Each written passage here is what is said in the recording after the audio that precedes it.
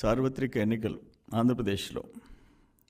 స్ట్రైట్గా చెప్పాలంటే అహంకారానికి ఆత్మగౌరవానికి మధ్య జరిగింది.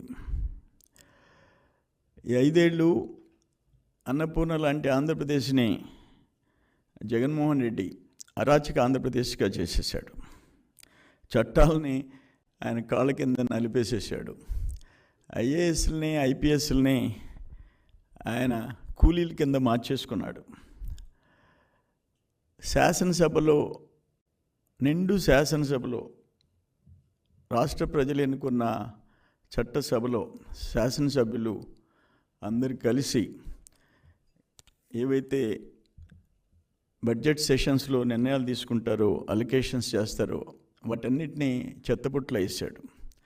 ఒక చట్టసభ నిర్ణయాలకి విలువ లేదు, వ్యవస్థలకి విలువ లేదు, ప్రజాస్వామ్యానికే గుడ్డలు పెట్టు. ఇప్పుడు లాంగ్ టైం బ్యాక్ బీహార్ రాష్ట్రం 2-3 దశాబ్దాల క్రితం బీహార్ రాష్ట్రం ఎట్టుండిందో ఆ పరిస్థితి ఈరోజు వచ్చింది ఆంధ్రప్రదేశ్కి.